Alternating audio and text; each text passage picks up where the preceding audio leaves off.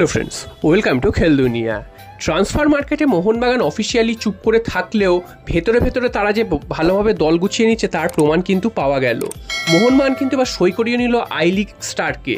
তো আই লিগে আইজল এফসির হয়ে খেলা লালরিনজওয়ালা লাল বিয়াকিনা, তো এই প্লেয়ারটিকে কিন্তু মোহনবাগান সই করিয়ে নিল। তো এই লালরিনজওয়ালা আই লিগে কিন্তু নজর কাড়া পারফরমেন্স করেছে লাস্ট মরশুমে। তিনি আইজলের হয়ে খেলেন, মাত্র 23 বছর বয়স এবং তিনি কিন্তু ফরওয়ার্ডে খেলেন। অর্থাৎ কিয়ান নাসরি যে বেরিয়ে গেছে তার অভাব পূরণ করতেই এই প্লেয়ারটিকে কিন্তু সই করিয়ে নিয়েছে মোহনবাগান।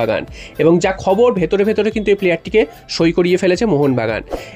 এবং এই প্লেয়ারটি যদি তোমরা স্ট্যাটস দেখো লাস্ট মরশুমে, সেখানে আই লিগে তিনি কিন্তু যতগুলো ম্যাচ খেলেছেন, অর্থাৎ 18টা ম্যাচ খেলেছেন, তার মধ্যে তিনি 15টা গোল করেছেন এবং 3টে অ্যাসিস্ট করেছেন। তো সাম্প্রতিককালে আই লিগে কোনো ভারতীয় ফুটবলারের পা থেকে এত ভালো পারফরমেন্স কিন্তু দেখা যায়নি, বা এরকম গোল করার সুযোগ কিন্তু এর আগে কেউ করতে পারেনি। তো সেদিক থেকে দেখতে গেলে এই প্লেয়ারটি কিন্তু খুবই ভালো একজন প্রতিশ্রুতিমান প্লেয়ার। তো সেই প্লেয়ারটিকেই মোহনবাগান দলে সই করিয়ে নিয়েছে।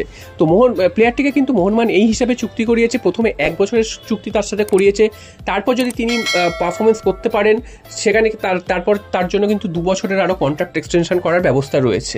তো এই 1টা বছর তার কাছে খুবই গুরুত্বপূর্ণ এবং তিনি যদি ভালো কিছু করতে পারেন সেক্ষেত্রে কিন্তু আরও 2 বছর মোহনবাগান জার্সি গায়ে তাকে দেখা যাবে।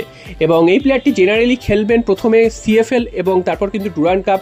সেখানে যদি তিনি ভালো পারফরমেন্স করেন তারপর আইএসএল এর দলে কিন্তু তিনি সুযোগ পাবেন এবং মোটামুটি আইএসএল এর দলে খেলবেন এটা ধরেই নেওয়া যায়, কারণ এই প্লেয়ারটির যে পারফরমেন্স, তিনি কিন্তু ইন্ডিয়ান দলেও ডাক পেয়েছিলেন, তবে চোটের কারণে কিন্তু তিনি ইন্ডিয়ান দলে ক্যাম্পে যোগ দিতে পারেননি।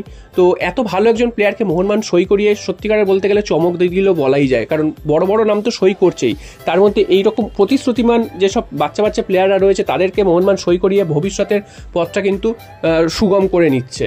এরপর চলে আসে আরও একটা খবর, জেমি ম্যাকলারেন তো প্রায় 2 মাস ধরে চলছে তার নামটা, তো তার এখনো অফিসিয়াল আপডেট আসেনি। তবে গতকাল কিন্তু একটি নিউজ চ্যানেলে দেখিয়েছে জেমি ম্যাকলারেনের নাম অফিসিয়াল মোহনবাগান ম্যানেজমেন্টের তরফ থেকে, অর্থাৎ মোহনবাগান কর্তার মুখ থেকে কিন্তু শোনা গেছে যে মোহনবাগানই সই করছেন জেমি ম্যাকলারেন। তো আর কোনো কিছুর কিন্তু অবকাশ রইল না এবং কোনো কনফিউশন থাকলো না, এটা কিন্তু একদম পারফেক্ট হয়ে গেল যে জেমি ম্যাকলারেন মোহনবাগানই সই করেছেন।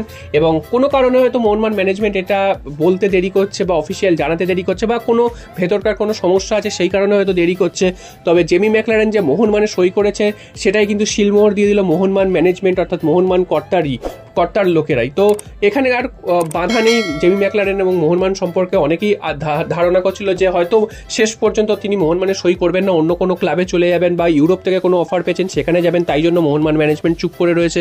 তবে সমস্ত জল্পনার অবসান ঘটিয়ে জেমি ম্যাকলারেন যে মোহনবাগানে থাকছে বলা ভুল, কারণ আসছে সেটা কিন্তু প্রায় কনফার্ম করে নিল।